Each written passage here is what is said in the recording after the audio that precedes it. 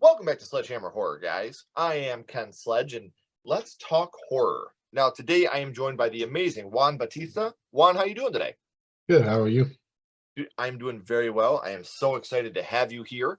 A little bit about Juan. I want to talk to you guys a little bit about him. So if you don't know him, you can get to know him before we talk about why he's here. Juan was born and raised in New York City, fell in love with horror at a very young age. Yes, sir. Kind of his gateway for him getting in touch with his creative side, wanting to make his own films and comics to help entertain others and give people an escape and experience fear in a safe space. So in doing that, encapsulating that as a young man, he's now a writer and filmmaker that currently works and lives in Pennsylvania. But we talk about how at a young age you wanted to escape, with comics and film and things like that. About how old were you when you realized you wanted to be a writer and filmmaker? Uh, says saw my first movie at around 7, so I'd be around the age where when I first saw it, I was like, "This is incredible. This is crazy. This looks fun, and I want to do it too." Right. So, have you been able to actually make any films yet that people have been able to see? Uh, I've been able to make a couple of short films, but some small stuff like on the phone kind of deal. Mhm. Recently, I was able to make a ad for my comic book, which is a little more professionally done, and I put that on YouTube. If you want to look it up, it's called Demon Cop, uh, Okay. short film. But I do have other smaller stuff, and I've been involved with some of my friends' videos and things of that nature. But I'm working Sure. hard to finally make a solid short film of my own. Well, the good thing is, guys, you don't have to go and search for any of this because not only do I have Juan's social media links down in the description, I have all the YouTube links as well. So make sure you're clicking the links down in the description, subscribing to the YouTube channel, following on social media. And, we talk about short films, and short films really are an art form. I love short films. And short films have created some major cinema pieces. Lights Out started as a short film. Yep. Saw started as a short film. The Black Phone started as a short film. You have all these movies that are, major motion pictures that started off as short films that were bought and created into a feature film. So now in doing short films, I know that you're a big comic book fan as well. I know that that's something that's very important to you. Do you like to stay in the horror genre in your writing, directing, or do you kind of bounce around a little bit with different genres? Uh, I tend to bounce around, but I'm more comfortable in the horror genre because it's easier to come up with a story. And if you are struggling with putting a story together, it doesn't really take much. It's just as long as you have enough action and it makes sense, people get entertained easily. And it gives you more practice on how to Yeah, put stories together. So I prefer to absolutely. stay in the So, horror genre, yeah. and I think that horror is one of the genres that everybody is so, especially when you are a big fan of the horror genre, you're always looking for something new, something different. And with all these different short films that people do, you could find something new and creative just by going around YouTube. And like I said, right now I got some links down in the description that you can check out if you're looking for something new and exciting. So we know, Juan, that horror started for you at a young age. We know that it really made a huge impact on you and made you the person that you are today. So Absolutely. now let's go back to the past, Juan, and talk about what got you started in the horror genre, your first horror movie. And Juan, your first horror movie was? My first horror movie was A Nightmare on Elm Street. Part one. Yes. Yes, sir. Yes, sir. Um, I've often said this is one of the closest things to perfect you can get in a horror film. It's a low budget film.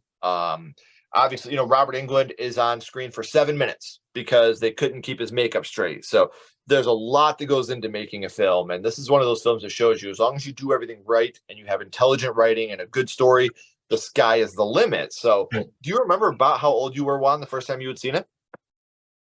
I was 7 years old. It's what a crazy age to watch a movie like this. Yeah, I know. Yeah. And And it's it's crazy because where I grew up to in New York City, I lived in an apartment complex.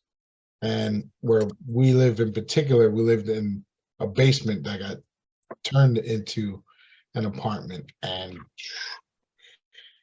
sleeping that night was rough after watching that movie. I'll tell you that much. That boiler room, man.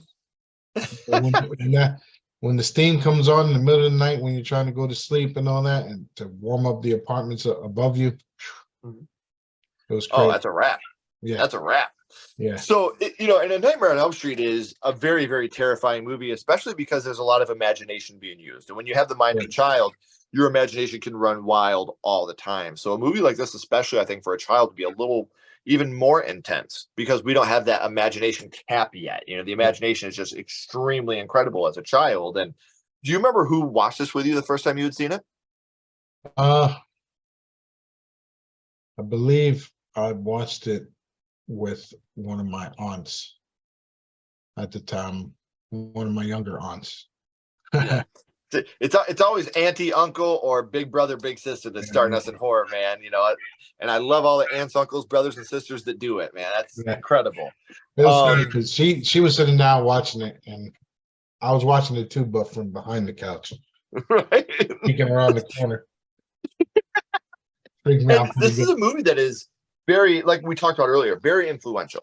This movie is still, Freddy Krueger is still one of the Mount Rushmores of the horror villains for a lot of people. So, do you remember which scene it was, Juan, that affected you the most from Nightmare on Elm Street?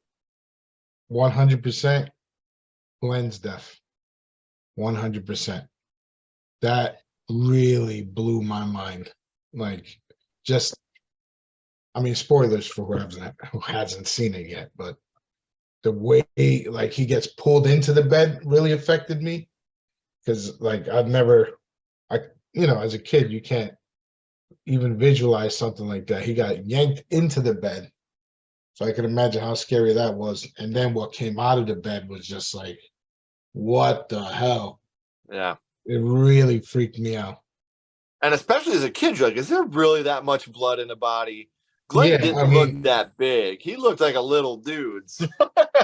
I kind of figured it was still part of the nightmare. Yeah.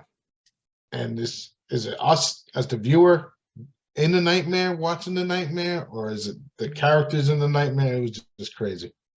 Yeah, and this is a movie that, again, something I've said a lot. It started something. It really, really brought back the supernatural slasher at this point. This movie came out, Wes Craven had this idea, and it just exploded. It took off. And while there's a lot of impactful scenes, there's a lot of great scenes in the movie as well. But do you remember what your favorite scene from Nightmare on Elm Street is?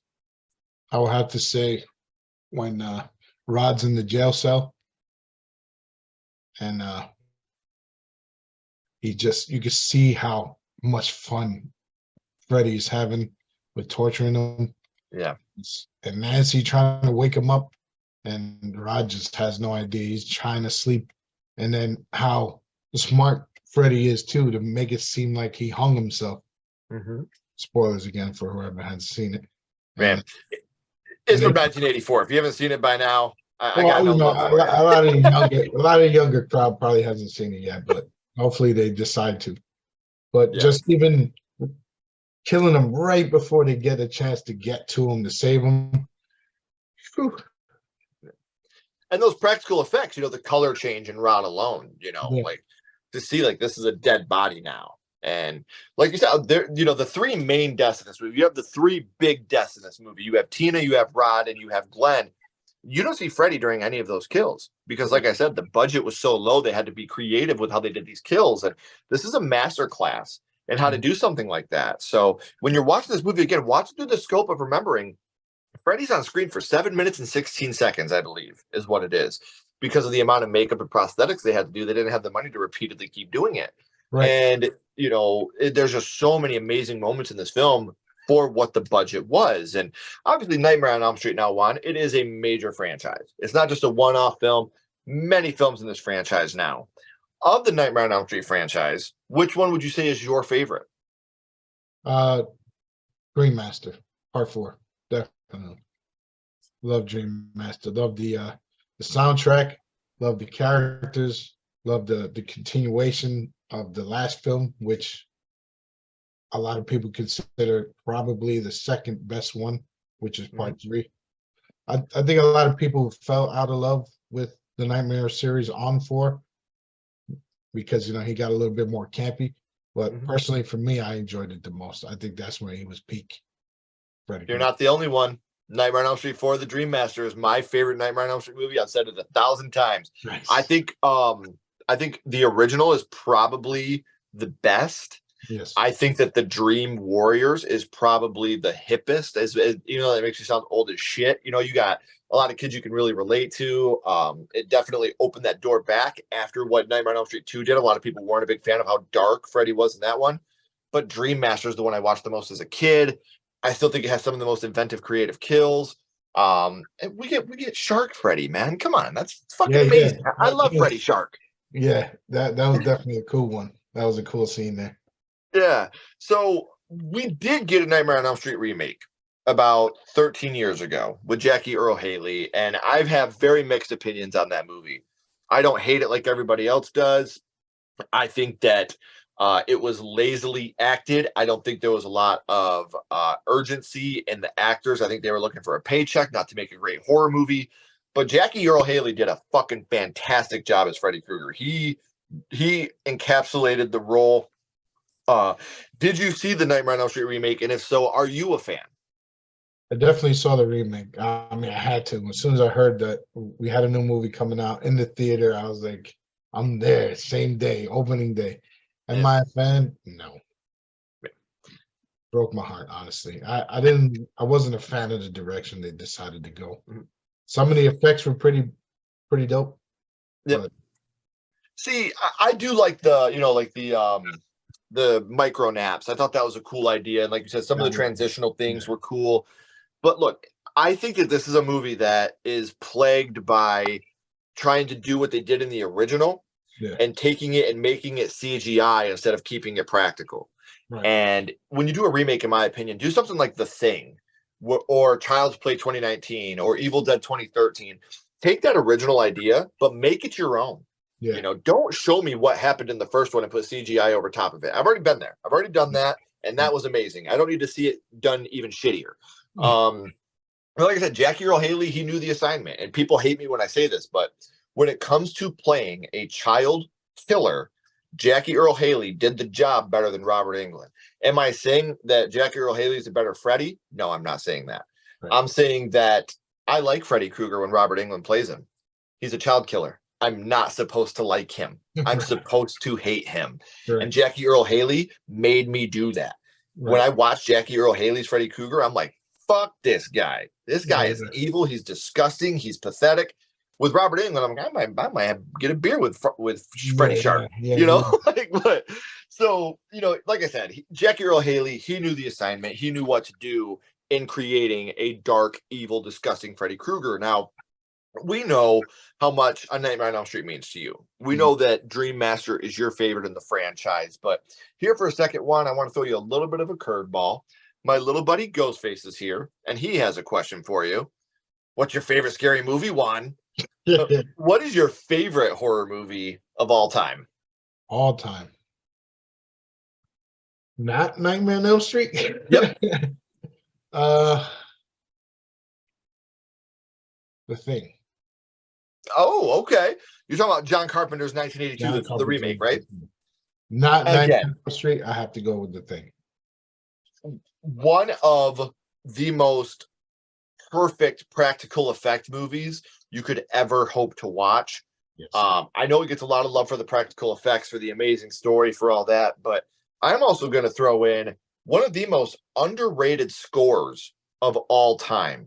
Correct. The score of The Thing is fucking phenomenal. I love that score. The acting is fantastic. The anxiety, the closed offness, the feeling of being alone. It's such a great movie, man. That's another movie I could talk about for hours and hours. If you want to see how to do a remake, watch The Thing from Outer Space and then watch John Carpenter's The Thing, and you'll see about taking that original idea, molding it and making it into your own. It's just such a great thing. Now, Yeah. we talked earlier about with the Nightmare on Elm Street, the three main deaths. And obviously, as horror fans, kills is something that we gravitate to. We talked a little bit about Rod, Tina, and Glenn. Like I said, we also have the death of the mother. which is a little more off screen in the fire. But Yeah, yeah. which death from Nightmare on Elm Street would you say it was that affected you the most? From the first one, Yeah. uh, affected me the most. I would have to say Glenn's. Yeah. Because it's just, I don't know. There was something about the fact that they had that that safety net where you have the music and the TV and anything that can keep you not fully asleep, but he still had a chance to get his hands on him Yeah. and drag him basically to hell. Really, And where else are you more supposed to be safe than in your own bedroom? right. You know, that is supposed to be the ultimate safety. Being in your own house, in your own bedroom, in your own bed, Right. listening to music, watching those MTV girls in their Yeah. bikinis. Like that's where, we grew up the same, man. We know what time it is when it comes to something like that. But um I've had an amazing time, Juan, talking to you not only about your first horror movie, but your favorite horror movie, some of the things that you have coming up, which you guys can check out by following him on social media and subscribing to YouTube right down here in the description. But before I let you go, we always bounce back to the same question. We're going to bounce back to the OG Nightmare on Elm Street. And what we're going to do is rank this movie on a skull count. Now, Juan, here's the rub. We're not ranking this movie on acting, production, score, direction, nothing like that. What we're doing here is strictly ranking a Nightmare on Elm Street on how much it affected you on your first viewing. So 0 skulls being not effective, 5 being extremely effective. You can use half and quarter skulls anywhere in the middle. Juan, what would your ranking of Nightmare on Elm Street be? I would have to give it a 5. I would have to give it a 5. And for many reasons, not just for the meanings you mentioned earlier, just my first horror movie. It came out the same year I was born. The character of Freddy Krueger himself, I felt like was the scariest slasher out of all the other ones that I've seen. Like everyone else, I'm like, yeah, they're dangerous and they're killers and they're entertaining, but I was never afraid. Like, oh no, Sure. Michael Myers might get me. Like, Mhm. to run away from him, Chucky, I always felt like whatever. Even as a kid, like I never took Chucky seriously, but Freddy was one of those like you can't get away from this guy. And Right. as a kid, you always try to stay awake and joke around and BS, but when you realize you're tired and there's no fighting it, Mhm. then you got something like that waiting for you to go to sleep. That stuck with me forever. Right. And Freddy is a cultural icon. I mean, everywhere from, I remember at one point he was on Nickelodeon, like getting slimed. A child killer is getting slimed on Nickelodeon, man. And so many different avenues. Like there's a Family Guy episode that Freddy Krueger's in. That is the cultural impact that Freddy Krueger has had. One of the most well-known of, even if you're not a horror fan, I would say that even if you're not a horror fan, Freddy and Chucky are probably the two that people recognize the most. A lot of non-horror fans confuse Jason and Michael Myers for each other. Yeah. They don't know which one is which, but everybody knows Freddy. Everybody knows Chucky. That's how iconic these killers are, that even non-horror fans like, oh, fuck, that's Freddy Krueger. Fuck that. I see that Christmas sweater. I know what time it is. Again, guys, we are at the end of the third act. The credits are about to roll and the curtain's about to drop. But before that happens, make sure, like I said, you are following Juan on social media, subscribing to the YouTube so you can stay up to date on everything he has coming up in the future. Juan, please don't go anywhere. I got a couple more questions for you. Everybody else, if you haven't already, please make sure you like, subscribe, and comment on the video. It really does help out more than you know. And make sure you follow Sledgehammer Horror on social media. We'd love to have you along for the ride. But until next time, keep talking horror, stay what you are, and we'll see you guys soon.